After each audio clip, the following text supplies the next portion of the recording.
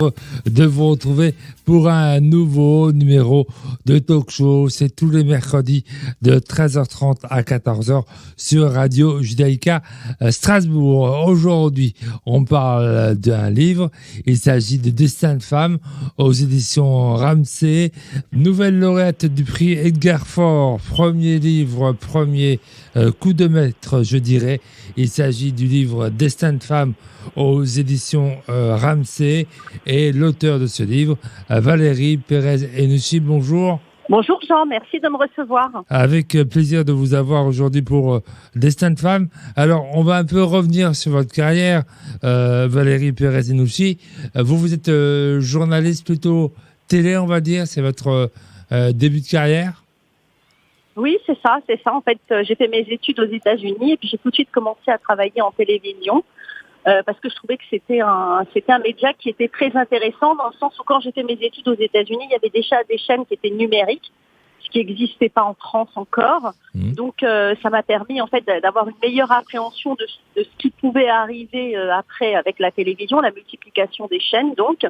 Et c'est vrai que je me suis toujours... J'ai fait un peu de radio quand même, mais ma carrière est essentiellement une carrière de télé, oui. Alors, vous êtes actuellement sur E24 News pour une émission qui s'appelle Histoire et découverte. La question que je voulais me poser en premier, c'est comment on fait la bascule entre journaliste et écrivain? Il y a eu un élément en particulier qui vous a poussé à écrire? Écoutez, non, ça a été complètement naturel. C'est vrai que moi, j'écris toutes mes émissions, du premier mot au dernier. Donc, j'aime beaucoup écrire. Et puis, je m'arrête jamais d'écrire. J'ai toujours des stylos sur moi. Mais l'écriture d'un plateau, comme on dit en termes techniques, et l'écriture d'un livre, c'est pas la même. C'est pas la même, mais si vous voulez, ce livre Destin de femme, quand on lit les récits justement de ces femmes, c'est quand même écrit de manière très journalistique. C'est-à-dire que je me suis pas encombrée j'ai été directement à l'essentiel, comme on fait quand on est journaliste. Donc c'est une écriture où chaque mot a été pesé, où j'ai beaucoup réfléchi pour mettre de l'intensité et j'ai préféré justement employer la première personne du singulier parce que je me sentais très très très concernée par la douleur de ces femmes et la souffrance de ces femmes. Il y a aussi des victoires, il y a aussi beaucoup d'espoir. Mais c'est une écriture qui est extrêmement ressemblante à l'écriture journalistique. Et d'ailleurs, dans toutes les interviews que j'ai eues, on m'a fait remarquer que c'était un petit peu du reportage. Parce que non seulement on voyage, mais en plus la manière dont c'est écrit, c'est très court et chaque mot est pesé. Alors, il y a deux parties dans votre livre particulièrement. Il y en a un très journalistique cette fois-ci. C'est un peu, on va dire, un état des lieux des droits de la femme dans le monde.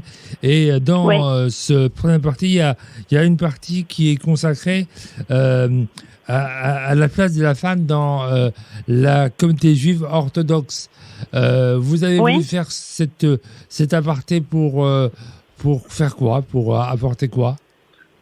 Parce que cette histoire m'a tout simplement touchée. Quand j'ai rencontré cette Rachel et qu'elle m'a raconté son histoire, j'ai été très impactée de savoir ce qui lui était arrivé. C'est une histoire qui n'est pas isolée, il y en a d'autres qui sont dans ce cas. J'aurais pu raconter l'histoire d'une Israélienne laïque ou bien d'une bédouine. D'ailleurs, j'ai quelques exemples. Et comme le livre va être traduit en hébreu, je vais certainement rajouter quelques histoires israéliennes dans la traduction en hébreu. Mais c'est une histoire qui m'a touchée parce que je trouvais, si vous voulez, qu'il fallait raconter cette vie à Méach-She'arim.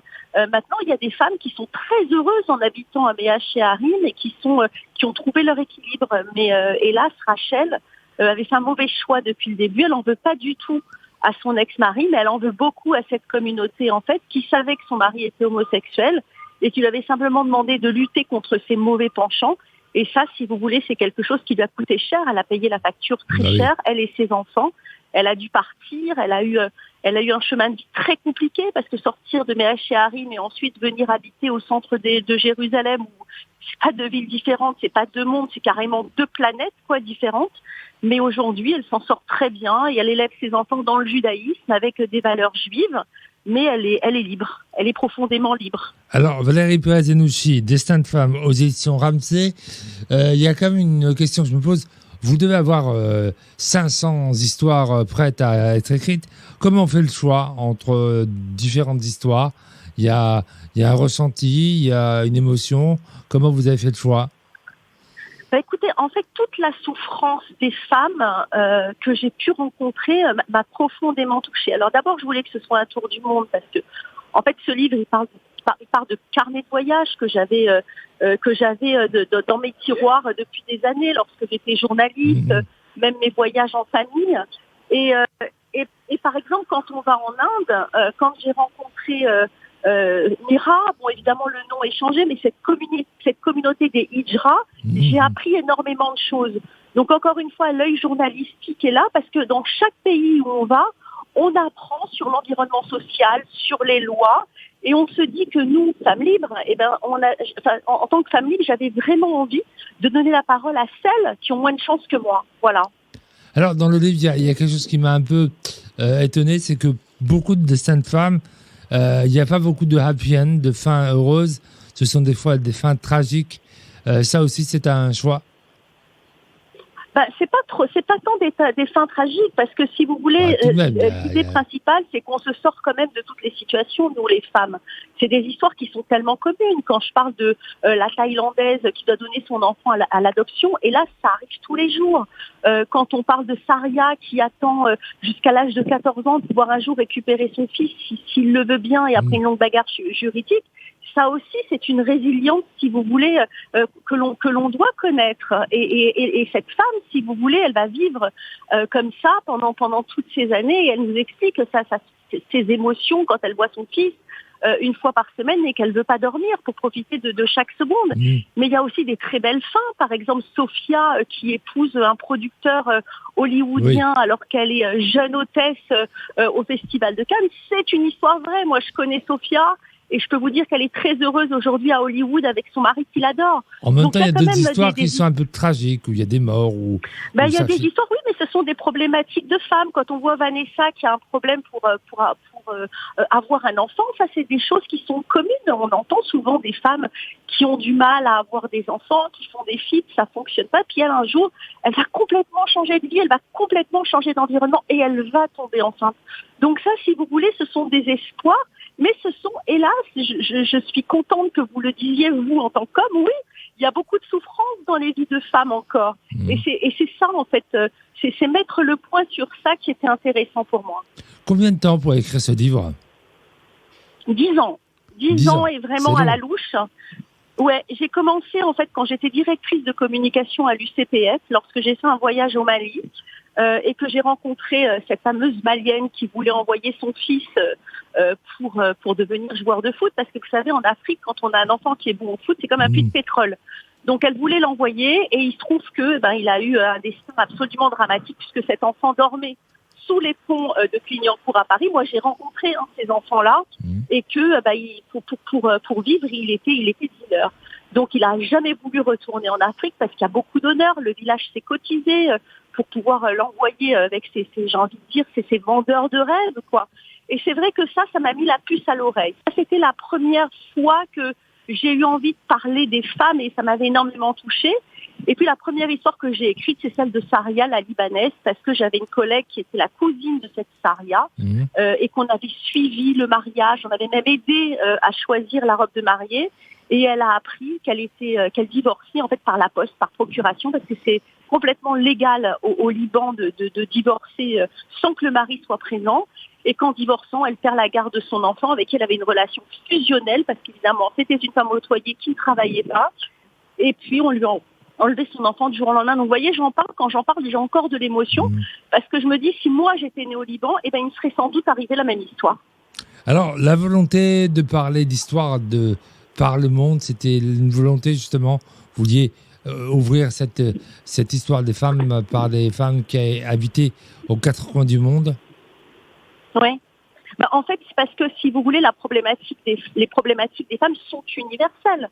Le mariage, le divorce, le travail, le harcèlement, le viol, la maternité, voilà, tout ça, ce sont des problématiques, j'ai envie de dire, qui sont universelles, que vous soyez évidemment en Inde, ou bien que vous soyez en France, ou bien que vous soyez en Israël, ou bien que vous soyez à New York, la problématique est la même. Donc c'est ça que j'avais envie de mettre sous les projecteurs. C'est-à-dire qu'en fait, une femme, même si c'est plus dur pour les unes ou pour les autres, selon leur lieu de vie, selon les endroits du monde qui sont plus reculés ou non, on a toutes les mêmes problématiques. Valérie Nfico, on écrit un livre Destin de femme comme ça. On a envie que le livre serve à quelque chose, et à quoi alors? Ah ben moi, c'est vraiment, ce livre, c'est une mission. C'est-à-dire, c'est vrai que j'étais ravie de recevoir ce prix, même plus que contente, parce que finalement, ça veut dire que les femmes sont au centre des débats et sociaux et politiques. Mais plus on va parler des destins de ces femmes, plus on va les lire, même le temps d'une lecture, plus on va savoir ce qui arrive, plus on va savoir quelle est la condition des femmes dans le monde, plus moi, ça me remplit de joie, de bonheur. Et vraiment, c'est pour ça que je le fais. Et il y a beaucoup de femmes qui se sont ralliées à moi, puisqu'il y a des lectures qui ont été faites de femmes connues, justement, de ces femmes inconnues, pour faire sortir un petit peu le récit simplement du livre. Et à chaque fois que je voyais une copine lire ces histoires et faire vivre ces femmes, j'avais des frissons. Parce que pour moi, c'est ça qui est fondamental. Pour moi, ce livre, il doit servir à ça, à remettre les choses à plat. C'est pour ça qu'il y a une première partie, comme vous l'avez dit, où c'est finalement extrêmement historique, puisqu'on va parler, on parle de l'Antiquité, on parle du Moyen-Âge, on parle des temps modernes, on parle de l'époque contemporaine, et on voit justement comment le statut des femmes a évolué. Alors on se rend compte que c'était par à-coups. On se rend compte que, par exemple, le divorce, il est aboli 2 fois en France, que souvent on entend que pourquoi pas réabolir le divorce. Donc voilà, rien n'est acquis. Et je trouvais que c'était intéressant, justement, en première partie, de refaire cette chronologie, parce que c'est important de savoir exactement où on en est. Et moi, aujourd'hui, c'est vrai que du haut de mon âge, je vais pas vous dire quel âge j'ai, j'aurais bien aimé, en étant plus jeune, adolescente, avant d'aller dans cette vie et avant de prendre des décisions, eh bien, j'aurais quand même aimé savoir quel est le statut de la femme pour savoir bien où je mets les pieds.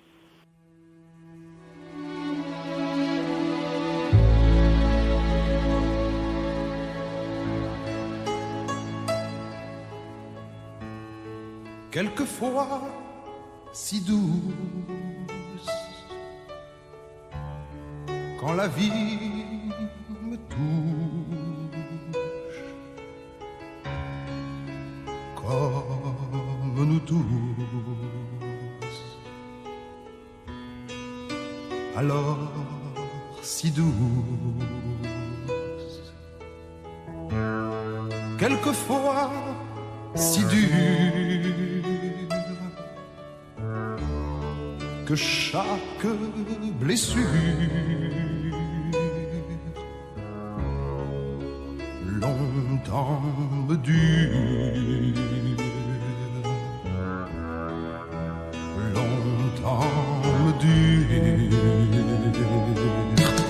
Femme, je vous aime.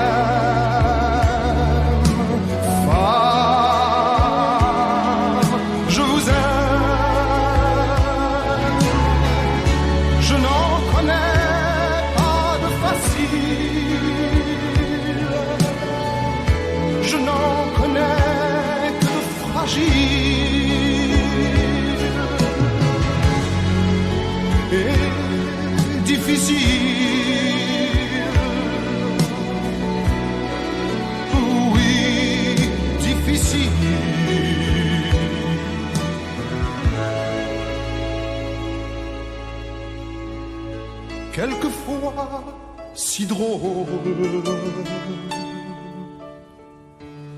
sur un coin d'épaule.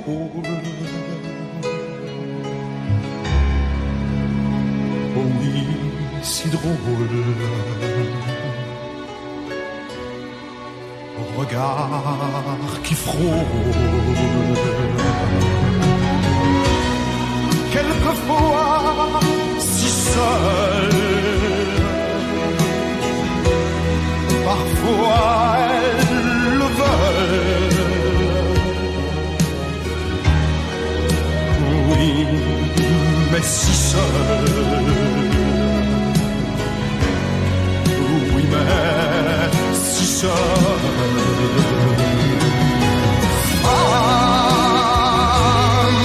Je vous aime.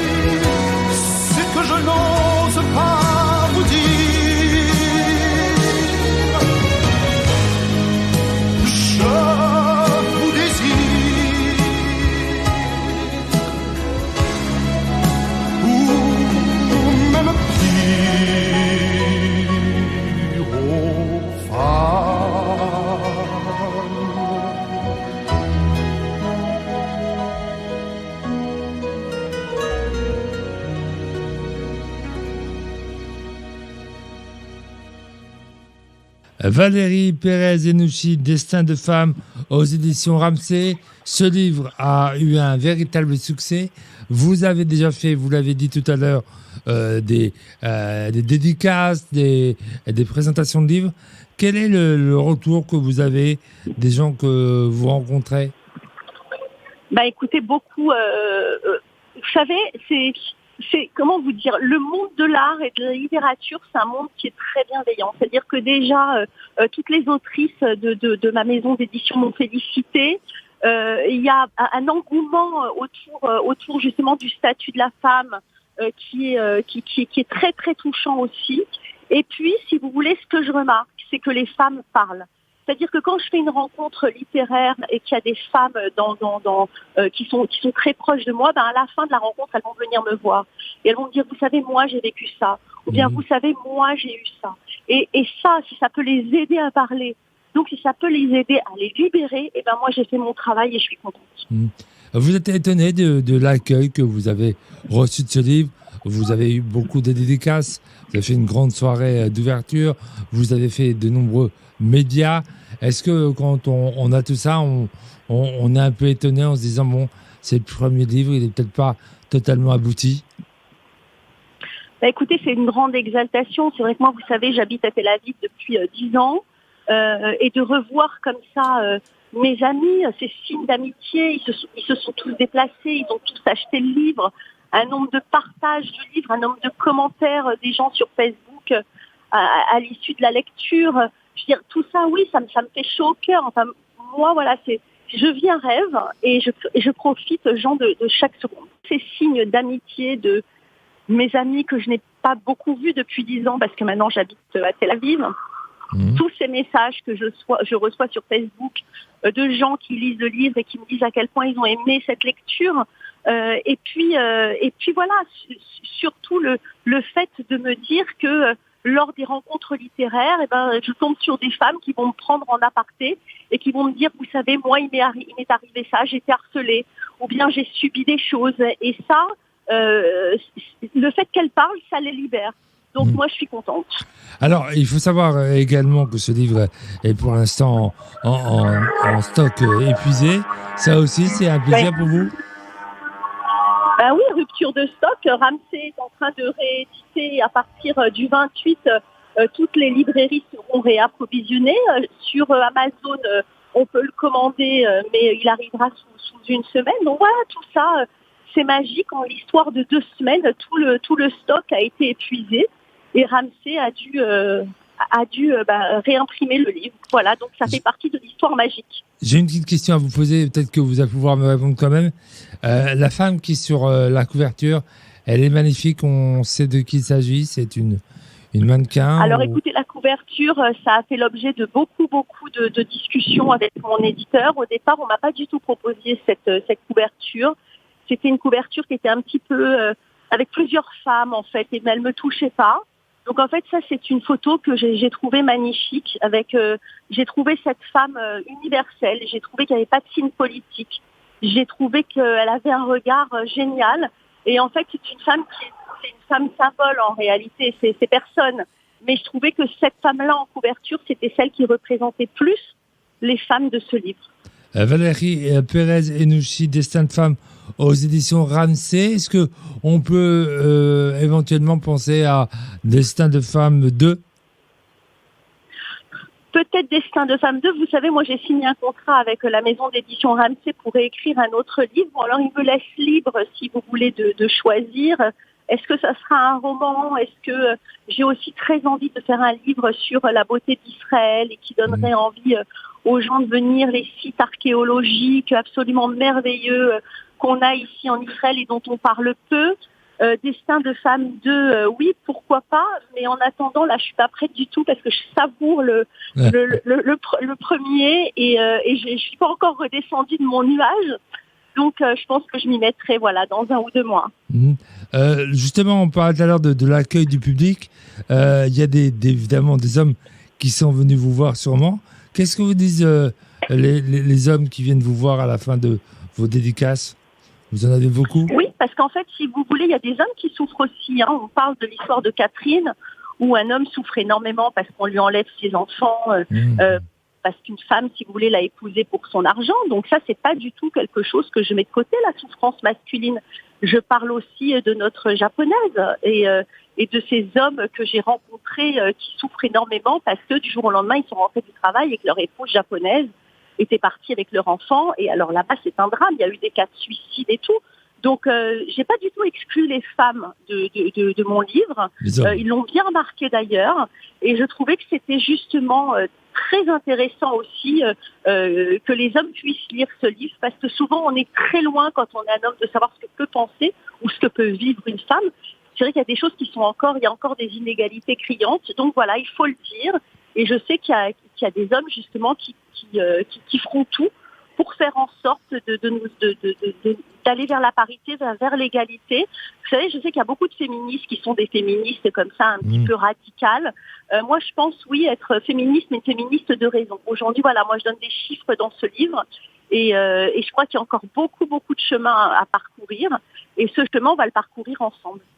Alors, on parlait tout à l'heure de la mise en place de ce livre. Ce livre est très simple à lire. Les histoires sont toutes courtes. Pourquoi justement cette idée d'avoir des histoires plutôt courtes plutôt que de faire peut-être 2-3 histoires? Parce que je voulais aller à l'essentiel et je voulais pas qu'il y ait de suite. Je voulais qu'on puisse s'endormir avec une histoire et puis le lendemain aller dans un autre univers. J'avais envie qu'on puisse prêter ce livre à sa copine, à sa voisine, parce que je voulais qu'il soit utile. J'ai pas eu envie. Au départ, j'ai beaucoup écrit sur chaque histoire. Je me suis un petit peu comme ça évadée dans l'écriture et tout. Mais j'ai gardé un petit peu un temps similaire sur chaque voyage, de manière à ce que ce soit rapide et qu'on aille droit au but. Voilà. Donc encore une fois, comme si en télé, voilà, on rentre dans une salle de montage et puis on doit sortir un reportage avec l'essentiel du sujet. Eh ben, j'ai fait pareil pour l'écriture. Donc il y a eu un vrai travail ou retravail d'écriture. Oui. Alors, il y a aussi une question que je voulais vous poser qui vous a été posée des milliers de fois. Est-ce que dans toutes ces histoires, il y en a une qui, on va dire, vous a touché, vous avez plus d'émotions sur une de ces histoires de femmes? Est-ce qu'il y a un destin? Non, en fait, dans toutes ces femmes, en fait, je me retrouve. Par exemple, sur l'histoire de Saria, la Libanaise, je me retrouve dans la maternité et je me dis, si moi j'avais été à sa place, moi aussi on m'aurait enlevé mon enfance jusqu'à l'âge de 14 ans. Dans l'histoire de Mira, je me retrouve aussi parce que je me dis, c'est quand même extrêmement difficile d'être transgenre dans une société comme la nôtre, et ça me fait réfléchir sur la société de la place de la transidentité dans une société comme par exemple la France, où on sait qu'il y a 2 semaines, la loi contre la psychologie de transition a été votée à l'unanimité à l'Assemblée nationale. Donc j'ai envie de dire bravo, mais il était temps. La maternité, voilà, le divorce, quand on a divorcé, on ne peut qu'écouter les histoires de ces femmes. L'amour non partagé, on a tous vécu ça. C'est l'histoire de Julie à New York qui tombe folle amoureuse d'un homme qui veut simplement une carte verte. Donc on évoque le mariage blanc. Toutes ces femmes ont à un moment donné quelque chose qui résonne en moi. Et en fait, je peux pas dire que j'en préfère une. Je pense que ce sont toutes des femmes qui représentent en fait la vie des femmes. Et cette vie des femmes, c'est vrai qu'elle n'est pas tous les jours rose. Quel serait le message que vous donnerez aux éditeurs pour les pousser à acheter Destin de femme? Qu'est-ce que vous diriez à quelqu'un qui vous demande pousse-moi à lâcher ton livre? Moi, je dis qu'il faut acheter le livre parce que pour moi, c'est un livre qui est fondamental quand on est une femme. Parce que si vous voulez un livre où on retrouve toute l'historique de l'évolution des droits des femmes, il n'y en a pas beaucoup. Il faut aller chercher sur plusieurs sites, dans plusieurs bibliothèques, etc. Donc ça n'existe pas. Là, il y a des réponses qui sont très courtes, claires et nettes avec des chiffres. Et puis, encore une fois, moi, si j'avais été adolescente, j'aurais bien aimé que ma mère me fasse lire ce livre. Alors évidemment, quand on est jeune, évidemment, sous contrôle parental, parce qu'on évoque aussi des problèmes de viol, etc. Mais je crois que c'est très important pour savoir dans le monde dans lequel on est, de lire ce livre, de faire lire ce livre pour finalement ne pas faire d'erreur, être un petit peu moins naïf et surtout savoir quel est exactement le statut des femmes et où il va falloir lutter pour avancer vers l'égalité et la parité. Vous savez, la loi de la parité en France, elle est 40%. On n'est pas encore à 50%, donc on est encore obligé de passer par des quotas pour engager des femmes. On est obligé de passer par là. Et c'est très bien les quotas, parce que sinon on ne nous engagerait pas. Donc voilà, je pense qu'une société, pour qu'elle aille mieux, il faut maximiser le potentiel de chacun. Et c'est vraiment dommage de ne pas potentialiser les femmes, parce qu'elles ont des choses à apporter. Alors vous avez entouré d'hommes, puisque vous êtes marié, vous avez que des garçons, 4 garçons. Quel a été l'accueil de vos fils à l'accueil de ce livre ? Ben écoutez, vous savez, moi j'ai élevé mes enfants en étant des gentlemen. C'est-à-dire qu'il m'est arrivé une fois ou deux d'entendre des blagues comme ça, un petit peu salaces pour les filles. Et je me mettais très en colère parce que je leur expliquais que bon, même si on n'est plus une génération où on ouvre la porte et qu'on laisse passer les femmes, moi, si vous voulez, je pense que c'est extrêmement important d'inculquer, quand on est une mère, pendant l'éducation, justement, qu'une femme, il faut y faire attention et quelle est la place de l'homme et quelle est la place de la femme. Et quelques années plus tard, j'ai interviewé le fils de Simone Veil qui m'a raconté une anecdote incroyable et il me disait, vous savez Valérie, un jour on était à table et on a dit quelque chose sur les femmes et ma mère m'a mis un seau d'eau sur la tête parce qu'elle estimait que c'était inadmissible de parler comme ça. Et quand je suis rentrée à la maison, je dis à mes enfants, écoutez maintenant, la prochaine fois que j'entends quelque chose contre les femmes, ça sera le seau d'eau comme Simone Veil, parce qu'il va falloir comprendre qu'il faut respecter les femmes. Donc très bon accueil de mes garçons, les grands sont très fiers, les petits ont suivi vraiment l'écriture au quotidien, ils savaient que quand j'étais dans mon bureau, c'était que j'écrivais pour des seins de femmes. Et puis, le jour de la sortie, ils se sont réveillés à leur maman. Aujourd'hui, c'est le grand jour. Voilà, donc beaucoup d'émotions, un accompagnement familial incroyable. C'est leur livre à tous. Voilà, Valérie Pérez-Henouchi, prix Edgar Faure 2021. Destin de femme aux éditions Ramsay. Alors évidemment, on l'a dit, je le répète, c'est un très beau livre, un livre qui se lit très facilement. En plus, c'est plein d'histoires, donc vous n'êtes pas obligé de lire le livre en entier. Vous pouvez prendre une histoire lundi et une autre le mardi. C'est toujours très pratique. Merci beaucoup de votre accueil et on espère vous retrouver peut-être bientôt à Strasbourg. C'est prévu ? Avec plaisir, oui, avec plaisir, vraiment. On va organiser ça, je serai ravie de venir à la rencontre justement de mes lecteurs. Et merci à vous, Jean, de m'avoir donné ce temps sur votre antenne pour parler de Destin de femme. À chaque fois que j'en parle, j'ai des frissons. Voilà. C'est avec plaisir. Merci, à très bientôt.